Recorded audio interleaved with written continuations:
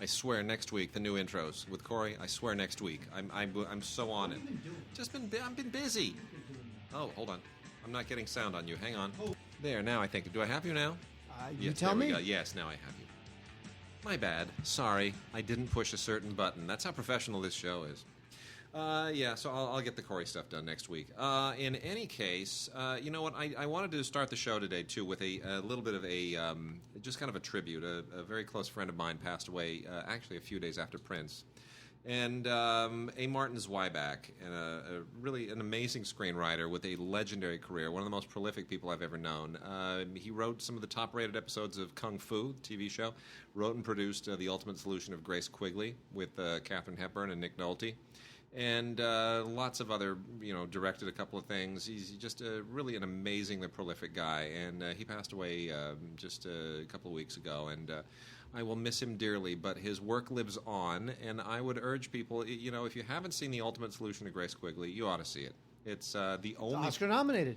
It's the only film that exists in a writer's cut, because he and Anthony Harvey had a falling out during the making of the film, and Martin took command of all the footage and recut it. And Leonard, if you look it up in Maltin, Maltin's like, yeah, it's the only film that was ever turned into a writer's cut, and his cut is actually better than Harvey's. Harvey was kind of on the tail end of his career at the time after Lion in Winter and all that stuff. But the great part of this that I wanted to get to was Martin, despite being a successful writer with a long television pedigree behind him and some really interesting movies, when he was trying to get Grace Quigley made, he basically circumvented the whole normal, I'm going to go through my agent process. Swifty Lazar was his agent, by the way. Swifty Lazar with the big Coke bottle glasses who used to throw the mega Oscar party, one of the biggest agents in Hollywood history. Swifty was Martin's agent. Martin could have played the game. But you know what Martin did to get Katharine Hepburn attached? He went to her estate and he threw his script over the gate with a letter. And she called him. Really? Yes. She read it and loved it and called him. I've never heard of that working ever. And that's Katharine Hepburn. So, yeah. I mean, Martin was just a gutsy, ballsy guy, and I would love to know what that letter said. It basically said, he's written this, he's told this story many times, but I'm a huge admirer, and he was writing a book about this whole thing anyway when he passed. But I'm a huge admirer. I think this would be perfect for you, and please give it a read. And it was a very sweet, cordial letter and very personal, and she responded to it. It's just something people do and people think about doing and dream about doing and talk about doing. It never works. You usually get chased off by Dobermans or something when people try to do that kind of thing. He's one of those guys who had... Bowfingery. He had a great career, a long-running career full of great projects, earned a lot of respect. Yep. But yet, he never really got the popular due that was coming to him because, the Hollywood is filled with guys like that. They have great long-running careers. They work on a lot of great shows. They write a lot of good movies. And Martin was one of those guys. He was a wonderful guy, and you've met Martin. I have met Martin. Yeah. He's just a fantastic guy, very down to earth, and unbelievably prolific. He would always say every once in a while he'd say to me, "Go, have I ever given you this script to read?" And I always thought I'd read everything he'd written, and it was just he had so much material. I mean, his backlog of scripts is just enormous. And so many good movies in there. I hope a chunk of them eventually someday get made. So some really, really good ones in there. Anyway, all right. Let's plan. Nobody of significance has relative significance. People are still dying every week, but this Deathapalooza thing seems to have arrested just a little bit right now. So we're in a brief pause before everybody just starts kicking the bucket again. I'm assuming probably early summer. Isn't that when most people decide to die? Early summer. Yes, that's when most people decide. To die. Yeah. All right. Very good. So let's, Mark. Shall we start? Shall we start with television today? Sure. Let's start with television. Whatever you say, buddy. It's your show. It's not my show; it's our show. But let's start with some TV. So we got a big old box set that normally would be the kind of thing that we get around the end of the year, but no. Paramount CBS, they are giving us an early holiday gift with the complete series, all 119 episodes on 31 discs of The Untouchables. That is the original series with Robert Stack that, of course, inspired the Brian De Palma film starring Kevin Costner. And this is all about Elliot Ness chasing down Al Capone and, Lucky Luciano and whoever else was running afoul of his G-men during that legendary era. You know what? It's amazing how well this show actually holds up. It's got a kind of a... It definitely feels like a show of the era, like all of those, it's a little pre-Dragnet, a little pre the FBI, pre-Quinn Martin, but it definitely feels like it's veering into all of that stuff. It has sort of a surreal, quasi-post-noir feel to it, but yet it's still really, really well written, and the acting is terrific, amazing cast, and Robert Stack, man. We forget what a great actor he was. He was he was so cool. Yeah, he's cool. So, anyway, hard-boiled guy. The weirdest thing on here is that the special feature, which is an episode of the Lucy show called Lucy the Gun Mall. I guess because they own it and it's Lucy acting like a gangster, but it's a very strange thing to throw onto a giant box set of The Untouchables. There are no other extras on here. Very peculiar. I would have expected at least a few things. Anyway, otherwise, 31 discs, 119 episodes in 2 keep cases. Seasons 1 through 3 on the first keep case, and season 4 on the other one, in a nice box set. It's sharp, really good. Can't go wrong. Wade, we have from the CW, the good folks at the CW, the truly horrible show Beauty and the Beast, which actually not the one with Linda Hamilton and Ron Perlman. Yeah. This is one. Now, this is the CW version of Beauty and the Beast, which means that the reason why the guy is a beast is he's impossibly handsome, but has a scar on his face. He's got like one scar down his cheek. He's like the handsomest guy you'll ever see in your life. One scar, he's a beast. This is just horrible. And it stars this woman, and she's trying to solve the murder of her mother, whatever. This thing got canceled, so new episodes do start in June, but that's it. But otherwise, this thing is just a joke. So if you're a CW completist, in which case I feel sorry for you, you may want to check out Beauty and the Beast, the 3rd season, on DVD. We also have the complete 5th season of Newhart. This is not the Bob Newhart show, but this is Newhart, the one where he runs the inn. And it's also very funny. It's a very funny show. Peter Scolari's on it, and Tom Poston's so funny. Mary Fran is the wife. This show was funny, not as funny as his first show, the Bob Newhart show, which I grew up on and absolutely completely loved. Anyway, 24 episodes, Emmy nominated. Newhart 5th season. Also, we have Dolly Parton's Coat of Many Colors. Now, this was kind of a big deal when it came out. Quite recently, and because of the little girl who they cast as little Dolly Parton, and it was a nationwide search, and it was a big deal. In fact, I think Dolly was the one who told the little girl that she got the part, and it became like this kind of viral video of Dolly breaking to this young girl that she was going to play Dolly in a movie. And what can you say? It's Dolly Parton. It's very uplifting with a little bit of hardship there, very rags to riches. Dolly grew up in the Smoky Mountains, which are in Tennessee. And so, there's a lot of loss there, a lot of love there. It's a very uplifting story, but it is Dolly Parton, and everybody loves Dolly. Got to respect Dolly. And Gerald McRaney's in this. Ricky Schroeder's in this. And, so it's cute. Rick's in that? Yes, he is. Really? By the way, he's back to Ricky now. I know. I still call him Rick. Well, no, he wanted to be called Rick. Yeah, but... And then somehow that didn't take. Now he's back to Ricky. Yeah, whatever. So, Coat of Many Colors, the Dolly Parton. I wish there was more extras on this, like maybe a commentary by the director Stephen Herrick or even Dolly herself. But there's just a featurette and a couple of deleted scenes. But anyway, there you go for your Dolly fans, and I get it, Dolly fans. Dolly's cool. So, hello, Dolly. I don't get it. Anyway, I actually co-wrote a sketch years ago. We had a sketch comedy group at UCLA, and Dave Weishart and I were part of that, and a whole bunch of it. And we had a sketch that was a mock commercial for a new production of Hello, Dolly. And I'm trying to remember how he wrote it, starring the Dalai Lama, Salvador Dali, and Dolly Parton, and like 3 others. It was actually it was very funny. It was really quite funny. Yeah, see that's the stuff you think is hilarious when you're like 20. You realize this. Then you become like 35. You realize it's lame. Yeah, it's true.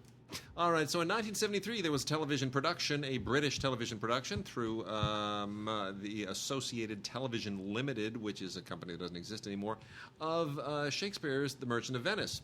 And it was wonderful and lovely. It starred a really remarkable cast. It starred then married couple Laurence Olivier and Joan Plowright, along with Jeremy Brett, who had just about 9 years earlier been in My Fair Lady and who would some decades later play Sherlock Holmes on television. So Jeremy Brett continues to be a really amazing and chameleon-like British actor. But it is Olivier playing Shylock, which is really the deal in this. He just kills it. One of the best performances of Shylock you will ever see, shy of Dustin Hoffman, who continues to be, I think, in the eyes of many people, the quintessential Shylock. When he performed it, I think he was on the West End, might have been Broadway, but there was a revival where he just apparently blew the doors off of Merchant of Venice. So. Anyway, but Olivier is tremendous. This is a 1973 adaptation that was very, very well received and well produced at the time. And Joan Plowright, seeing her just a little bit younger, is a delight. I'm very poorly exposed to young Joan Plowright, and she is just terrific. So if I ever make a porno film, yeah, I want the woman in the film to be called Plowright. Thanks for that. Don't you think that it's just yeah. You open it up, man. I mean, come on. Yeah, that's the way to. By the way, that's the way to really drag the show down. When I was growing up, Laurence Olivier is one of the most venerated, respected actors of all time, stage and film. Yes. And so when I grew up, Laurence Olivier, he's oh my God, he's the Mount Rushmore. Then I realized that people, his friends, as would be his wand, because his name is Lawrence, would call him Larry. Mm-hmm. And the idea that Laurence Olivier, Mount Rushmore in terms of actors on stage and screen, was called Larry, which just seems like so base. Couldn't handle it. Do you think that Captain America Civil War is going to wind up being the most successful Marvel film of all time? Yes. I think it could be. I do. You It's know why? like you know what? It's a combination of the fact that it's good. Yeah. Right? Yeah. Also the fact that people were turned off by Batman versus Superman, and they want a palate cleanser. They want to know what it feels like to like a superhero film. I also feel like of all of the team-up movies, and we haven't had Justice League yet, but certainly Batman and Superman is the beginning of a team-up, which kind of tanked. And the Avengers was fun, and then the second Avengers film was kind of a dud. And I think this feels like, I think people are watching this like, oh, that's the Avengers film I wanted to see. Because this is, it's more character driven, right? It's not, oh my gosh, here comes like an army of aliens, we have to team up and, have a giant CGI battle for 45 minutes at the end of the movie before, hey, surprise, we saved the Earth. Like, there's more darkness and there's more, that's right. I like it. It's good. It's good. It is good. I think come back in a month and you realize it was the biggest Marvel film. I think so. Well, anyway, a couple of bits, old and new comics here. The Jim Gaffigan Show, Season 1 from TV Land. I love him. It is funny. He's good, isn't he? I think he's hilarious. He's just the best. Yep. He's great. There's a whole, he's just so unassuming. The only thing better than bacon, it's more bacon. He's got this whole run on bacon. You can hear it on YouTube. He's got this whole run on bacon that's really funny. His Hot Pockets routine is still one of the best things I've ever heard too. It's just because they're disgusting. I used to love Hot Pockets when they first came out. I was like 10 years old. I used to love Hot Pockets. Great supporting cast. I had a Hot Pocket like a year ago for whatever reason. They're horrible. Adam Goldberg is great casting on this. I got to say, Adam Goldberg is just like the perfect and kind of neurotic sensibility to counterbalance Jim Gaffigan. But you also got Ashley Williams, Michael Ian Black. It's a good show. It's a very good show, and it's very him. It stays true to him. So I think it's a good show. It'll be around for a while. And then Bob Hope, Entertaining the Troops.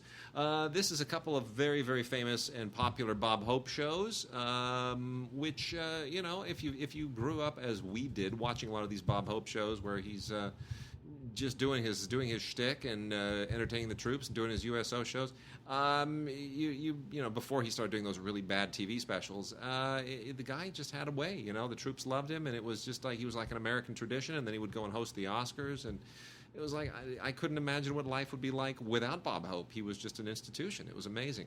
Anyway, so this is a couple of fabulous shows entertaining the troops and lots of great guest stars who pop in: Ursula Andress and Romy Schneider and Lola Falana and Connie Stevens. It's really a lot of fun. So this is from Time Life. You want to check out Entertaining the Troops, Bob Hope. Really, really great. American institution. Have you ever been to that church in North Hollywood that Bob Hope built for his wife? I have no idea what you're talking about. Oh, so you really had no idea. So No. there's a church. Yeah. I think it's like Lancashire and something. Yeah. And because Bob Hope was a legendary. The guy cheated on Dolores. Well, Total sex machine. That's only been recently kind of divulged. Well, here's the thing. You know, so Dolores, by the way, knew all this. Yeah. And so Bob Hope said, "Listen, if I built you a church, because she was very, she was a worshiping Catholic. Yeah. If I build you a church, will that make up for all of my sins?" So literally, the church that's on Lancashire. I did not know this. And it's right at the Ventura Freeway. I've got the cross street. Really? Yes. Bob Hope built that church for her to assuage her, whatever. As recompense, Yes, repentance. correct. Mea culpa Yes. for You know all what? of his You talk. indiscretions. I'm going to Google this. I'm going to find it because it's the truth. All right. Well, I'm gonna last two TV shows then. Scream, the TV series, the complete first season from MTV, is perhaps single-handedly responsible. Nah, not yet, not much. But I would probably hope I'd like to pretend that it is single-handedly responsible for MTV deciding to go back to music videos for the first time in like 20 years. Or 30 years, however long it's been. So, you know what? It's just this doesn't really need to be a series. This was a series of movies. It ran its course, and I trying to kind of make the thing more modern, bring it back into the YouTube generation.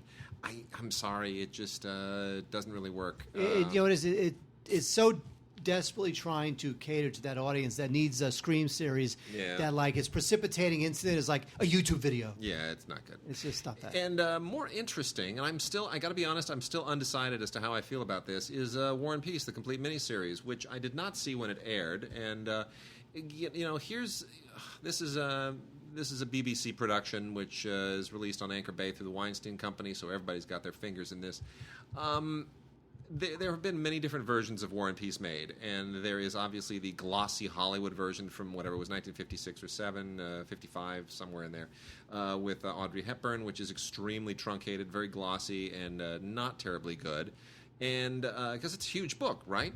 War and Peace is a big honking thing. And then there's the Sergei Bondarchuk film from like 1968, I believe it was, which is the Big Mama. That thing is like 11 hours long, whatever it is.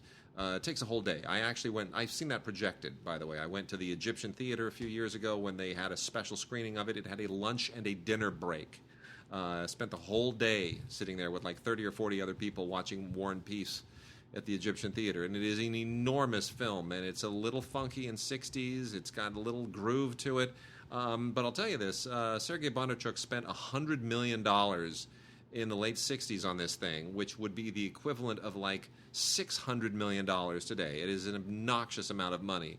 It is arguably, pound for pound, probably the most expensive film ever made, and it is because he actually restages in detail entire battles from Napoleon's campaigns. There's no CGI in 1968. It's just literally tens of thousands of soldiers sprawled across miles and miles of land and organized through walkie-talkies as the camera pans across them. It's astonishing. And so I have that in my mind when I'm looking at the Paul Dano, Lily James, James Norton cast in War and Peace, which is not as expensive or as opulent, but which, and obviously being told in English, feels a little bit less authentic, but it is a very Downton Abbey. It is a very Downton Abbey approach to War and Peace, which I appreciate, but it isn't Tolstoy. So I'm still trying to decide whether or not I like the the Anglicization, the Downton Abbeyization of War and Peace, and of course Lily James was on Downton Abbey. So I'm trying to figure out whether or not I sort of approve of that, or if I feel like that is an impure way of telling the tale. Anyway, it is still, by any measure, quite good, and I don't know if we have had the definitive telling of that enormous, massive book. I'm not even sure if it's possible, but this certainly does hold its own alongside previous versions, especially the misbegotten 1950s version with Audrey Hepburn, which is worth seeing only because of Audrey Hepburn. So anyway, that is on Blu-ray, and it is 6 hours long, and it is a rather brisk 6 hours. So, Mark, what have you found out about that church? It's called the St. Charles Borromeo Church on Lancashire and Moor Park. Of course it is. But here's the thing. Yes, he cheated big time. He was a big cheater. Yeah. But I am looking for something that confirms that he had that church built for her so that she would put up with his cheating. Well, having trouble. Now everybody knows that Bob and Dolores lived by the church. They helped build the church. It was his home parish. They lived a short distance from that church. But I'm looking for the Smoking Gun website that says that he had the church built because she couldn't stand the cheating anymore, and that was the trade-off. That's. I had never heard that story actually. Bob Taylor told me that story. Isn't that amazing? Wow. Bob Taylor told me that story. Taylor. You told me a Bob thing last week that still has me laughing. I can't say. I know we can't share the story on the show, but Bob, of course, who did the early intros for this show for quite some time, and was still a very, very funny man. And then really quickly, I just want to we love the people over at MHZ, which I used to mispronounce or mislabel as megahertz. It's MHZ. They bring all the foreign language drama over onto DVD, all that stuff, all those great dramas that air in Germany and France and Scandinavia and Italy and elsewhere, and most of them, procedurals, cop procedurals, but some really interesting stuff. And you know what? This is one that is completely unusual for them. Inspector Rex, Season 1, Vienna. This is an Austrian series about a cop dog, about a German Shepherd that is essentially a police dog. Doggy. It's kind of crazy, unusual, and I kind of there's a part of me that feels like this would be so much better if it were like an American series, and if it were funny, and if it had John Schuck. John Schuck. John Schuck, like Holmes and Yo-Yo. Yeah, it just feels like this should have been a '70s series with John Schuck and a big, like a big slobbery dog or something. Doggy. Yeah, but anyway, the guy's paired up with another inspector, and it's a little lighthearted, but it's also actually quite well conceived. But the sensibilities, like the whole Austrian tone, I'm not sure I really get into it anyway. But it's an interesting idea, but I kind of feel like it would be better as an American series with just sillier, goofier. Maybe that's just because I can't take movies with like TV shows with dogs seriously. You're hoping that the Zucker brothers come out of retirement and do a Police Squad type show. I am. With a crazy That's dog. What I am. Oh, that would be the best. And then we also have the wonderful Don Matteo. 3 more sets, 13, 14, and 15. Don Matteo, of course, the crime-solving Italian priest. And I have to say, this is a case where I don't want this story told on American television because it would wind up like the Father Dowling Mysteries. You remember that with Tom Bosley? Yeah, with Tom Bosley. Oh, my gosh. But Tom Bosley was cheesy. This guy... No. This guy is way more badass than Tom Bosley. Oh, way more badass. Yeah. No, I mean, he's sharp. Like, he's great. And Terrence Hill is phenomenal in the lead. He's just absolutely perfect. So no, this is really, really good stuff. Really well written. Really, really smart episodes. Very, very, very tightly plotted. A lot of fun stuff. Riveting. If you've never seen Don Matteo, there's a reason why this show is just hugely, hugely popular, and rightfully so. So you definitely want to check it out. It's in Italian, English subtitles. Just want to remind you of that. This is an Italian show, but it's really, really good. And it despite the subtitles, it's as gripping as any procedural you'll ever see. So a lot of really fun stuff there. Sets 13, 14, and 15. You're going to want to binge watch this sucker. Wait, I'm on Hinge because I don't care about this show. Yeah. So I'm on Hinge. You're on Hinge. I don't even know what that is. It's a dating app where you do the swiping. We talked about this last week. Yeah. Hinge is another one. So this woman, who I will not email back because she's 53 years old, but look what she has as her profile picture. Prince? Yes. Okay. As her profile picture, Prince. I don't understand. Because Prince why.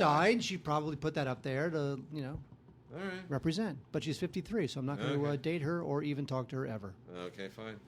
Yeah, whatever, I guess. All right, Mark, let's get Yes. into some classic movies. Or old movies, or catalog titles, whatever we want to call them. What would you like Let's to talk do it. about first? Let's hit the Criterion, knock the Criterion out, and then I'll ram through some Olive titles. Nicholas Ray directed Humphrey Bogart in A Lonely Place, and this is just a classic film noir. Gloria Graham is also in this, and Bogart plays this troubled. He's a screenwriter, and he's suspected of murder.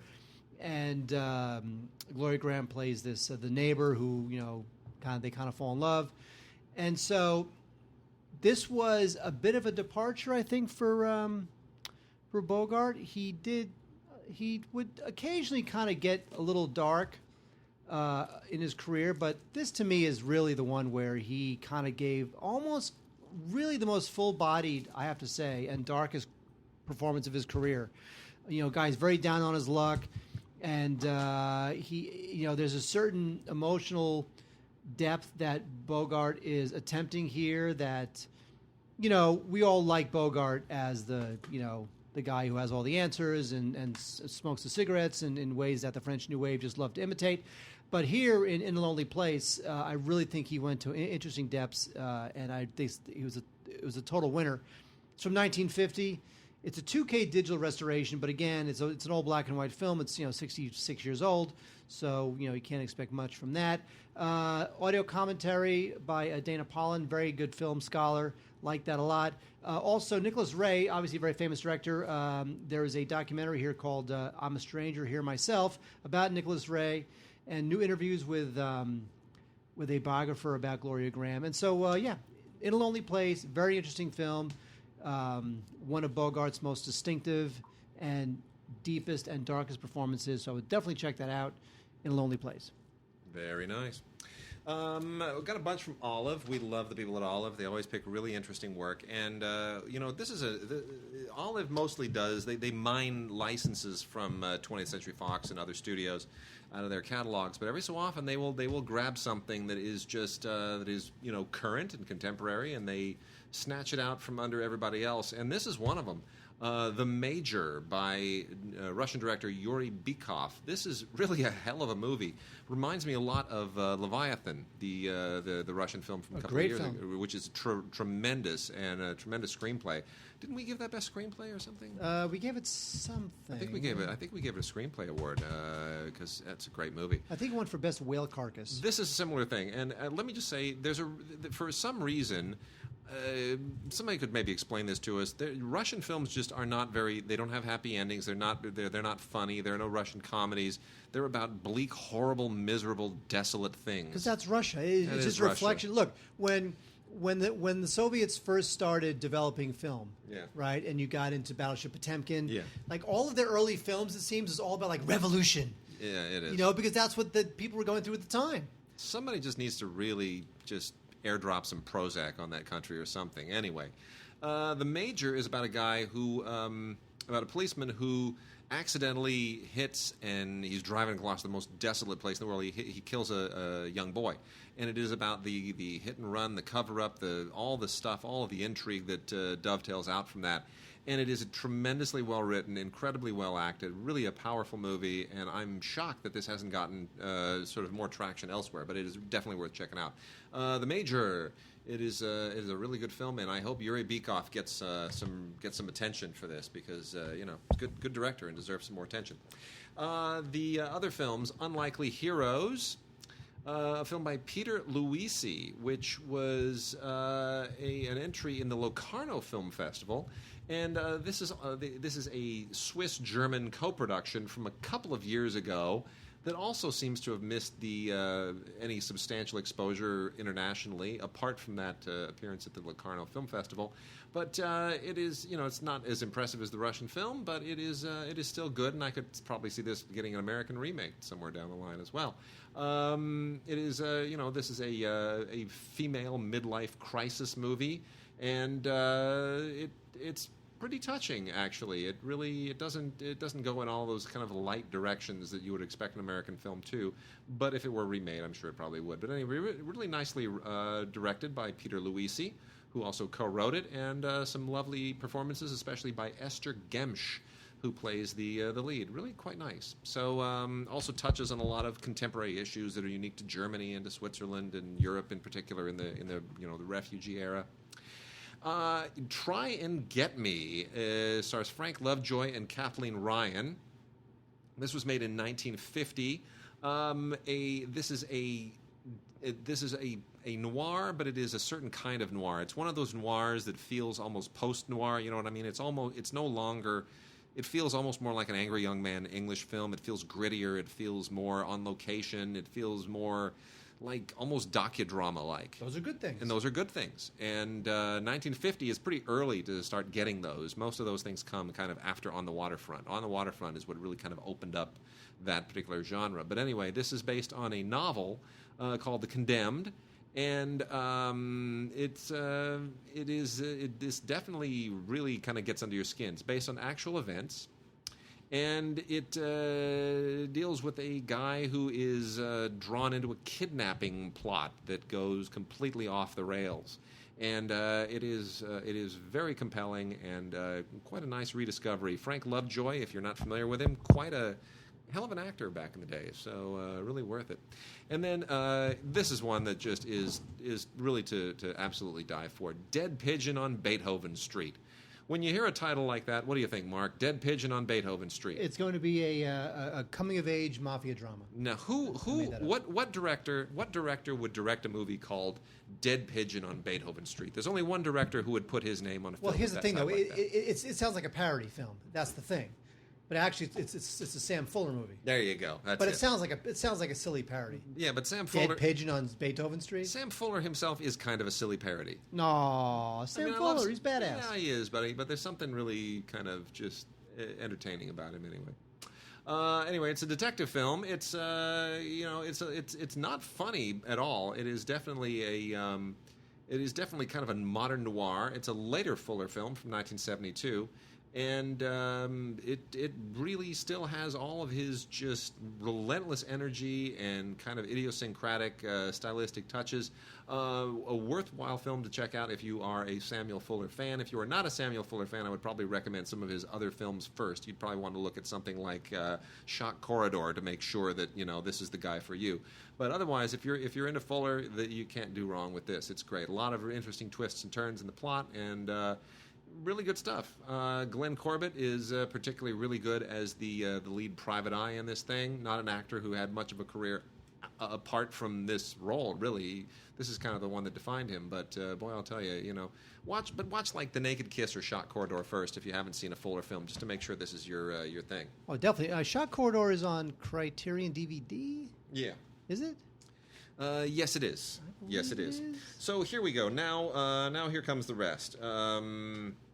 We've got the rest of these films. What's the worst that could happen with Martin Lawrence and Danny DeVito? Boy, this was really kind of misbegotten. Sam Weisman was a promising director at a certain point, and then this kind of pushed him off the rails.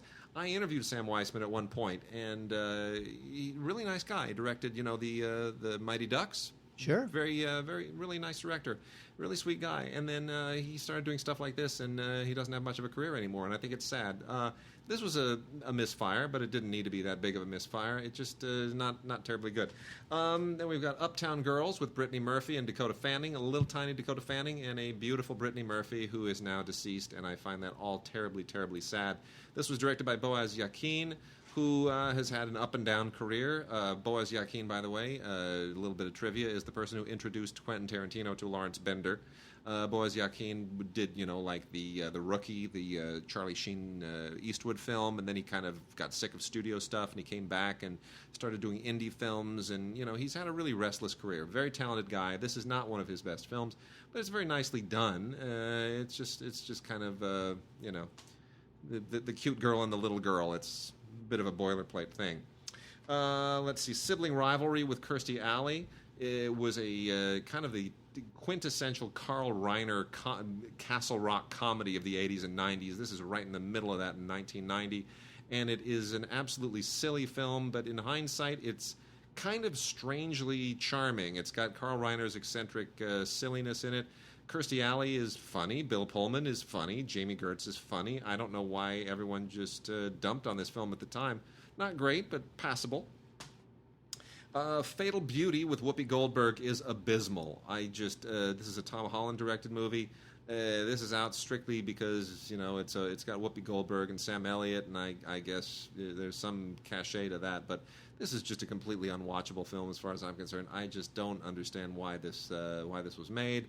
Here it is on Blu-ray. So if you have any kind of nostalgia for Whoopi Goldberg in a really poor cop movie from 1987, and knock yourself out. And then lastly here is the Blu-ray debut of Costa Gavras' Betrayed, which was written by Joe Esterhaas during a particular phase where he was using the same template for all of his movies, which includes, of course, Basic Instinct and Music Box and Jagged Edge. They all have the same plot, which is A is in love with B, and B may or may not be a horrible killer.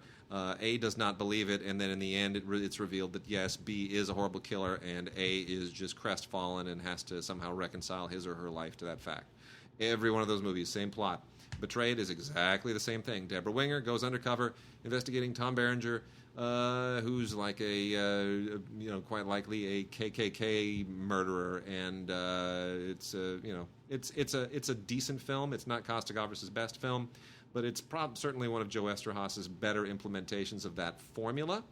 And the thing that touches us most, as long as we've been talking about people that we've lost, is that Richard Libertini, very, very good friend and a wonderful character actor, has a part at the very beginning of this as the character, the same character that Eric Bogosian plays in Talk Radio, who was actually murdered by a Klansman. He was a Jewish talk radio host, and it's not the same name in this. It's not the exact same character, but it's based on that incident.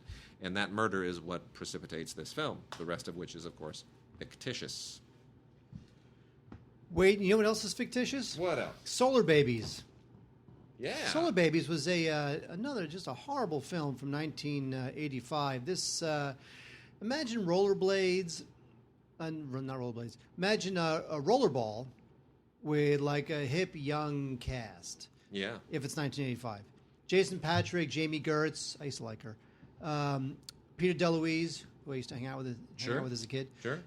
They play these kids who were involved in this futuristic, sport on wheels, and it's. I hated this movie.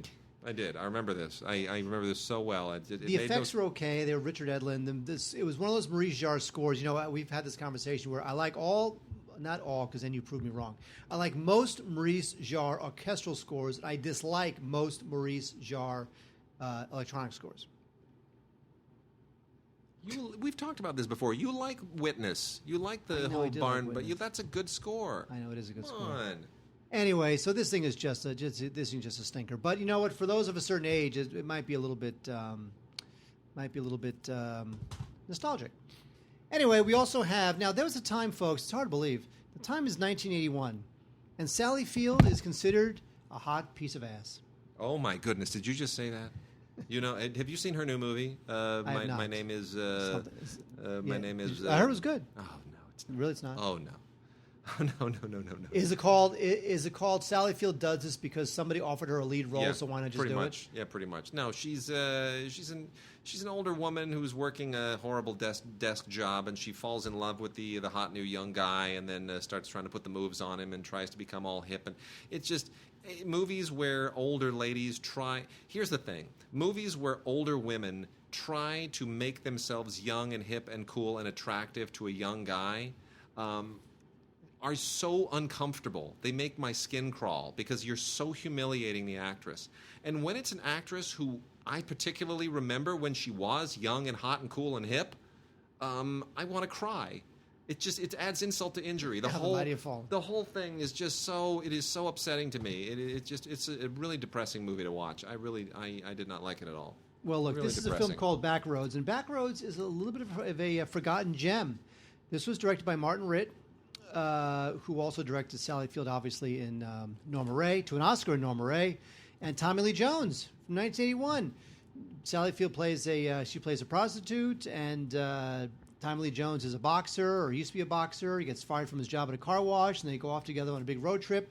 And this was shot by John Alonzo, who shot Chinatown and Scarface. It's got a Henry Mancini score. It's got some real pedigree. You would think this is just a real throwaway programmer, but you know what? Backroads is kind of a nice little movie. I did like it. I'd forgotten all about it, but Backroads is recommended. Hello, my name is Doris. That's the new movie. I can't recommend it. I'm sorry. Now, Little Girl Who Lives Down the Lane, I cannot talk about this film because I've only seen about a half hour of it. It has that one scene. No, you know what let I'm me talking tell you. about. I don't. I'll tell you why. Because this came out in 1976. Yeah. My mother took me to go see this movie. Now, I was a tiny person in 1976. Yes. Why she took me to see this movie, I have no idea. It freaked and you there out. was a scene, Yes. I was really scared. It's the scene. And there was a scene, no, I don't think it was. I don't think I lasted that long. There was a scene where, they open it, someone's at the bottom of the stairs or in a closet or something, and they're all bloody. And I said to my mother, as a tiny little, why am I in this movie? I'm scared. And so my mother took me out of the film. So we left the theater.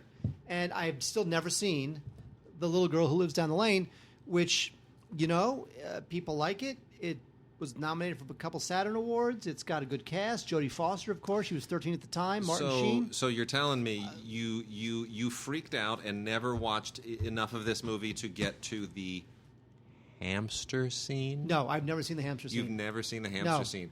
It would traumatize you for life. Now, hang on. Now, was the hamster scene late in the film or mid-film, early in the film? Do you remember? Boy, I can't remember exactly. Because I remember mid-film. It's about mid-film. Okay, I was out. All I know is that somebody was murdered either in a gosh. closet or on the bottom of the stairs, and I freaked out because I was 1 year old, and I don't know why my mother took me to see this film, and I screamed and yelled, and she took me out of the theater. So I have not seen it. Oh, the hamster scene is the worst. It really is. It's so not right. It's so not right. Really? Yeah, it's not right. It shouldn't have. It's just one of those moments in a movie. Even today, it's just I can't. I'm sorry. I'm too squeamish about it. It's not good. I feel like I want to know what it is. Well, no, anyway, I'll tell you what it is. It's a the guy kills a hamster with a cigarette. It's horrible. Who hasn't done that? Okay. Oh, it's just no, but it is. It's truly terrible. It is truly terrible. It is one of the most unpleasant things to watch I've ever seen. Anyway, carry on. Anyway, The Manhattan Project is a film that was directed and co-written by Marshall Brickman. So you would think it's got some serious... Look, he co-wrote Annie Hall, he co-wrote Sleeper, he co-wrote Manhattan, he wrote Jersey Boys. I mean, this guy is this guy's kind of a heavyweight. Now, is it a good film? It's okay. It's with John Lithgow and Cynthia Nixon. It's sort of part of that whole war games thing where you get the high school science kid and he builds a bomb as a joke, and then of course it winds up triggering this ticking time bomb sort of plot. So it was. I much prefer war games to something like the Manhattan Project, but I understand in terms of context the time in which it was made. This was a time when it was sort of like computers were just kind of happening for kids. There was still some Cold War fears out there. And Manhattan Project, again, sort of in this kind of war games mode. So it's okay. Jill Eikenberry's also in it. And John Mahoney from the sitcom with the dog and the whatever her name is. I forgot. What was that John Mahoney sitcom? Frasier. Frasier, thank you. Yes. Exactly. Anyway, I'd pass on this and go with... War Games. Although, you know what? I do love Marshall Brickman. But most of his great work, of course, was with Woody Allen. Woody Allen, yes. All right.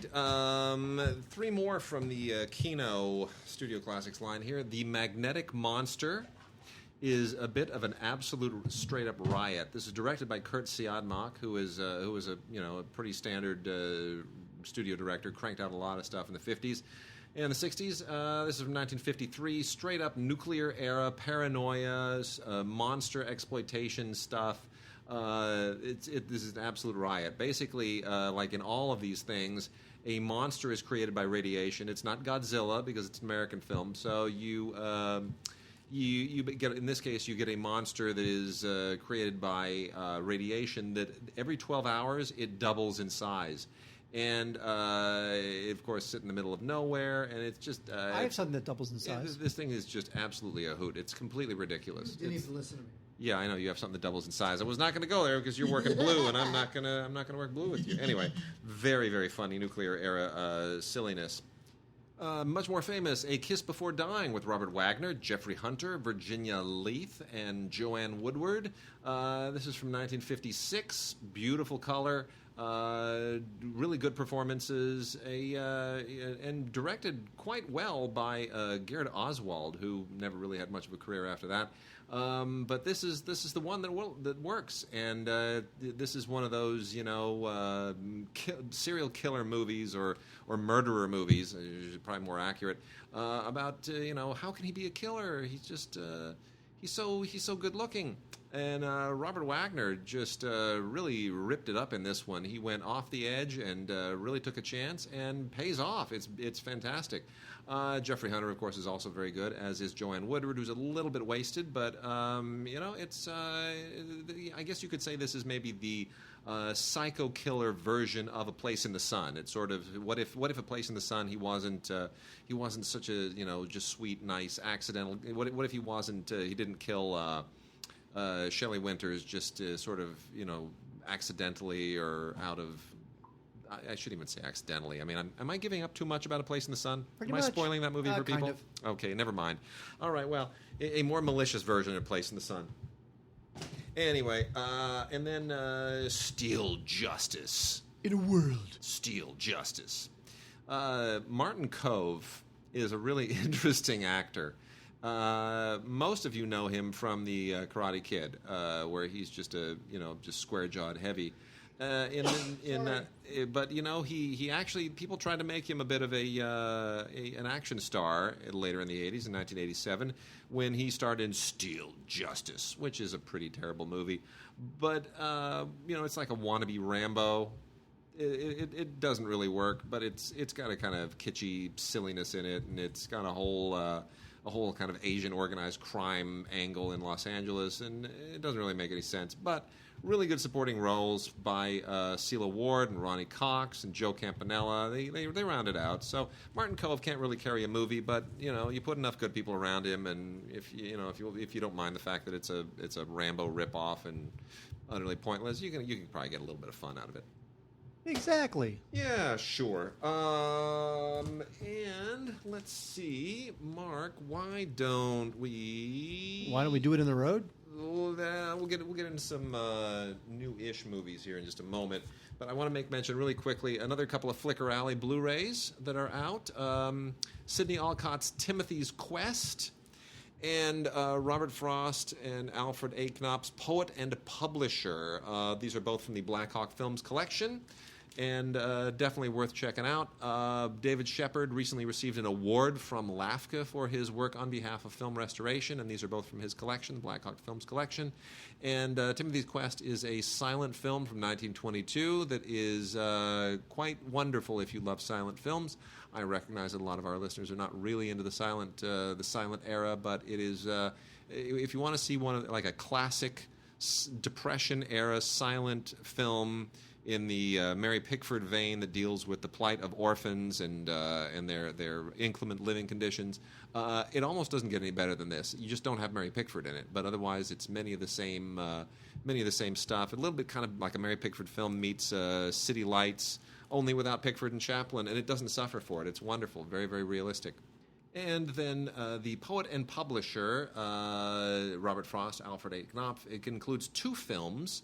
One is Robert Frost, which took about a year to shoot in 1961, and the other is A Publisher is Known by the Company He Keeps, which is all about Alfred A. Knopf, the publisher. And each of these is about a half an hour long. And really an interesting pair of archival films from the Black Hawk Films collection. 2 very, very interesting profiles of significant figures from about the 1960-1961 time period. Robert Frost is the most interesting one of the 2 of these. It's really an extraordinary film, really a great short documentary profile of an amazing figure in American literature and poetry. And then Alfred Knopf, of course, we know him basically by the books that he published, and this also is a really, really interesting behind-the-scenes look at the man, behind the name, behind the publishing powerhouse in his environment, just being who he is and talking about the writers that he made famous. And we often forget behind every great writer is a great publisher. So that also from the Black Hawk Films collection, a wonderful release from Flickr Alley. Flickr Alley is just, they're killing it these days. And they have a streaming service too. You can watch a lot of their library stuff on streaming. It's Flickr Alley is really, they're moving. I love it. What? Speaking of, we haven't talked about this. It's not going to launch until the fall, and we obviously have no great insights into what it's going to be all about. But what do you think about the new Turner Classic Movies and Criterion streaming service that's going to basically give Vudu a kick in the pants? Well, it's Hulu that loses. Or Hulu, Hulu, sorry. Well, yes. Hulu's the one that loses out of that. That's a big loss for Hulu, because a lot of people subscribe to Hulu only for Criterion. But I love Criterion and I love Turner Classic Movies. I mean, really, it's a to die for pairing. It really is. I mean, that's like that's just amazing. I mean, it all depends on how it'll be priced. But even if it's like $9.99 a month, hell yeah. Yeah, absolutely. You know what I mean? But here's the thing. Look, yes, Criterion has license agreements with all these great films, but part of what I love about Criterion is the extras and the booklet and the, seeing it on Blu-ray where the resolution is as good as it's going to get. Yeah. A lot of times the older films are 2K, not 4K, Yes. but still. So, yes, I get it's a great pairing. It's a match made in heaven. But I'd still rather watch a Criterion Blu-ray than watch I agree. something streamed, a Criterion movie streamed. Yep, I agree. You'll Like My Mother is one of those post Rosemary's Baby thrillers where pregnancy is just it's a horror show.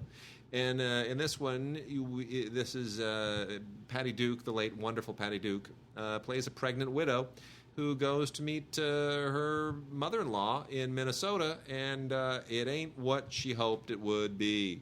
Really, really creepy. Rosemary Murphy is terrific. Richard Thomas is creepy in this as well.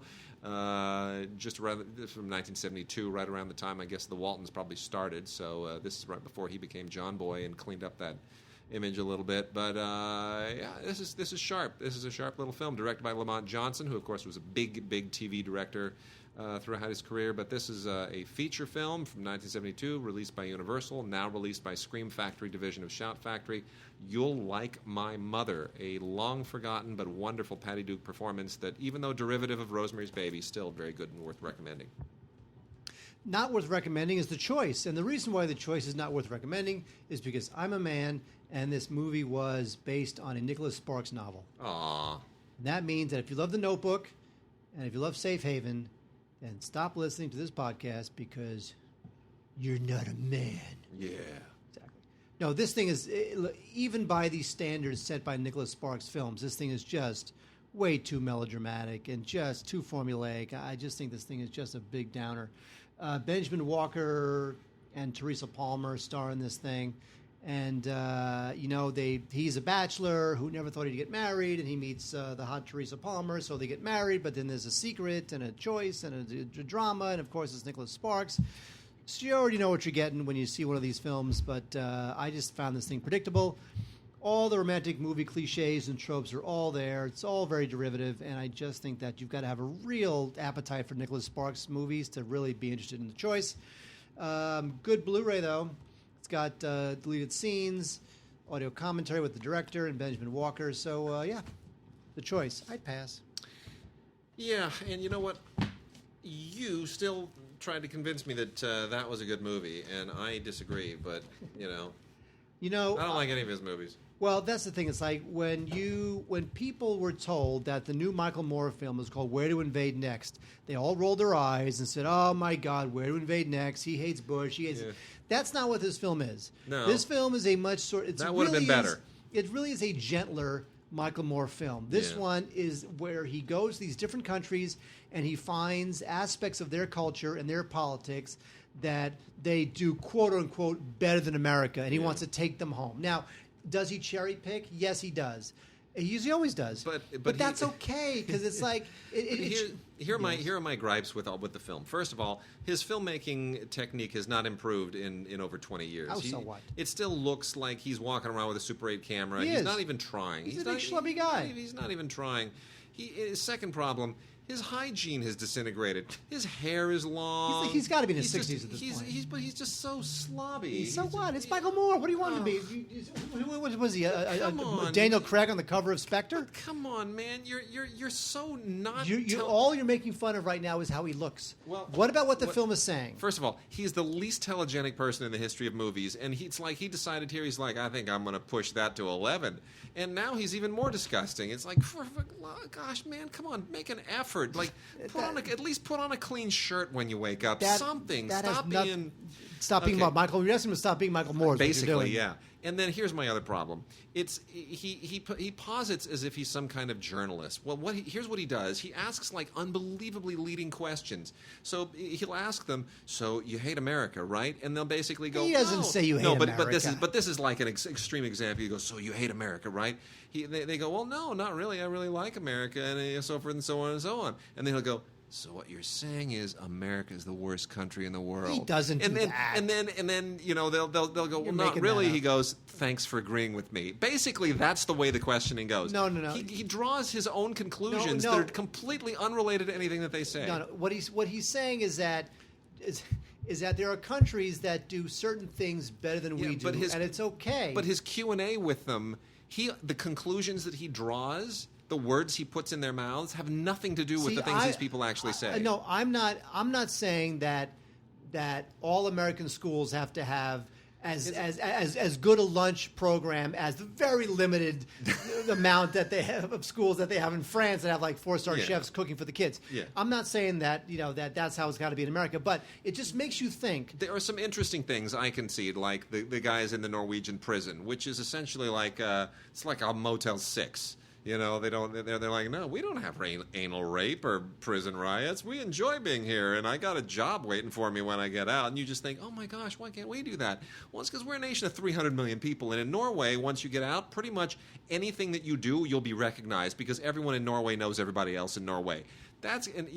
Or they'll exile you to Lapland, where you'll have to sit around with reindeer and Laplanders. And, I think it's really the spirit of what it's trying to say, not that we should actually pay for everybody's college education in America. I just wish he'd take himself out of his movies. That's the problem. He's just complaining about his clothing. All he does is complaining about his clothing. Yes, he's a big schlubby guy. He's the worst. Who I met a couple times. I had a coffee with him once. I mean, because I used to produce him on Later when I was on Later with Greg Kinnear, and I liked him a lot. You know, he's a fun guy. He's a fun guy with interesting opinions. But I think that we need to look at the spirit of it, not the actual letter of it. Oh, what has happened to Alejandro Amenabar? I just don't get it. Alejandro Amenabar was like the man. Remember, he did the film that eventually became. Oh gosh, why am I drawing a blank on the title? That would eventually become Vanilla Sky.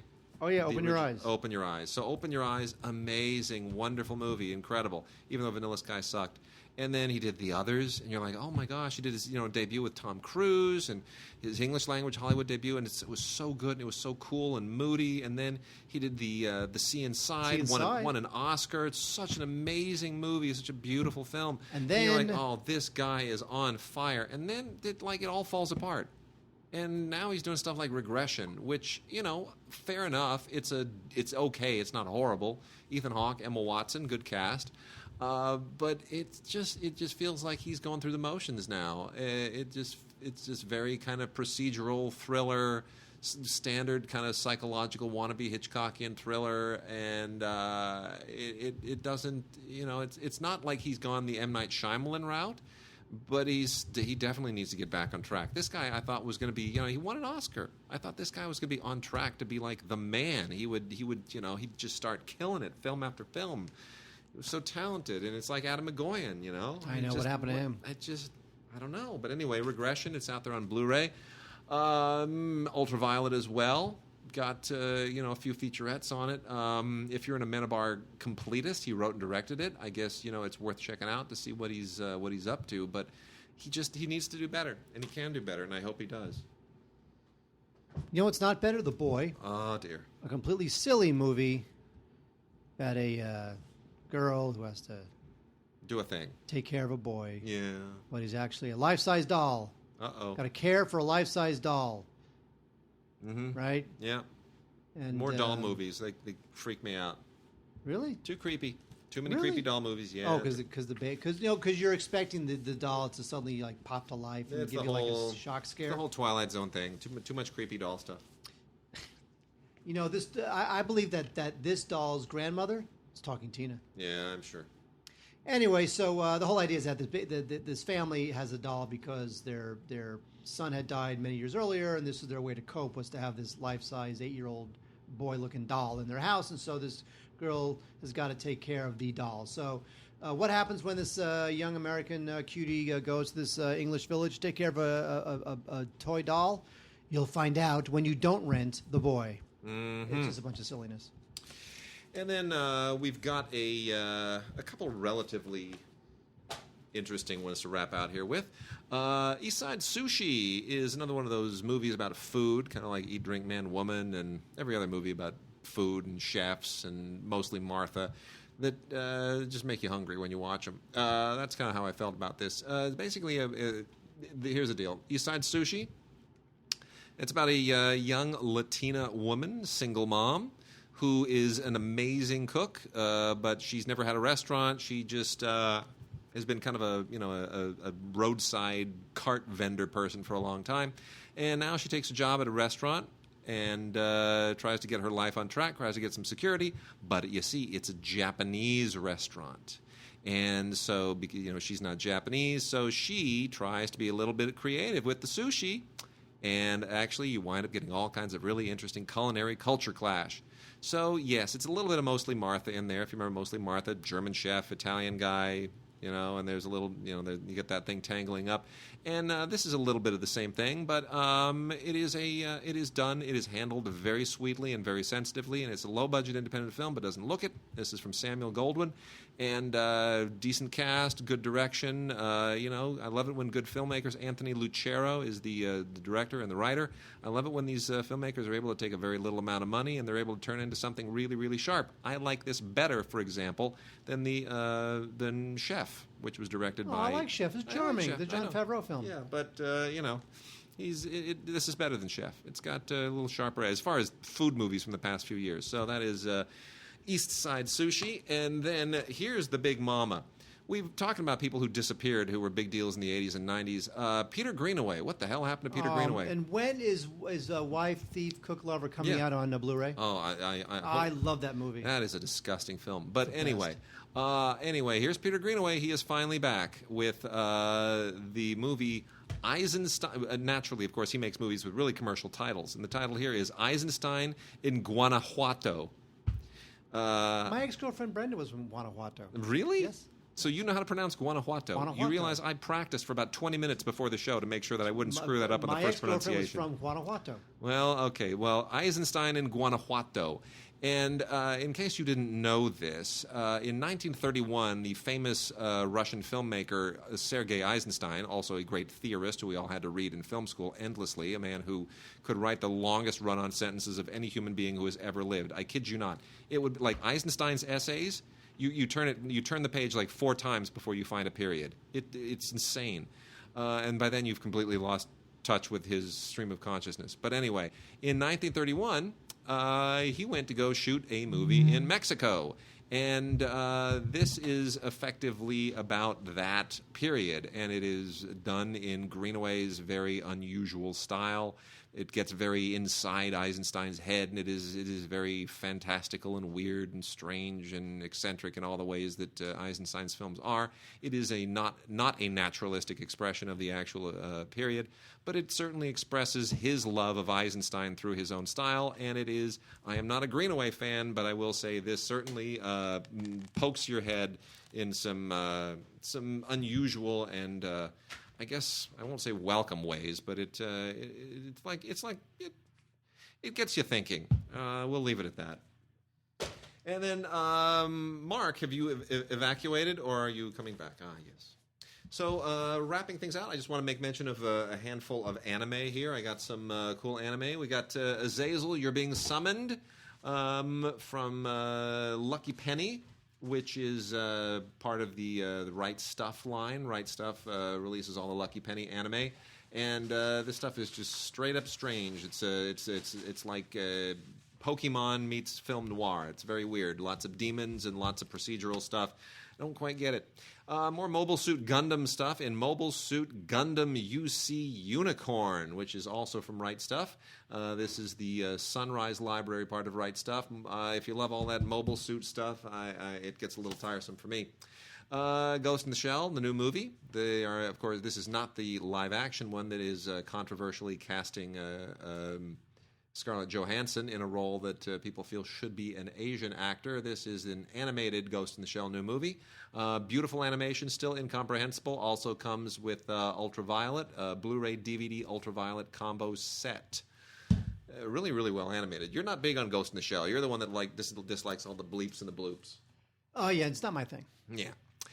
Season 2 of Data Live 2 in a Blu-ray DVD combo set. No Ultraviolet on this one, but as far as like little pixie, cyberpunk, futuristic, feminist, superhero, space-going titillation, this fits the bill. I'll tell you, lots of cute pixies and great costumes, and battling aliens and being aliens, and still none of it makes a lot of sense, but it's pretty cool.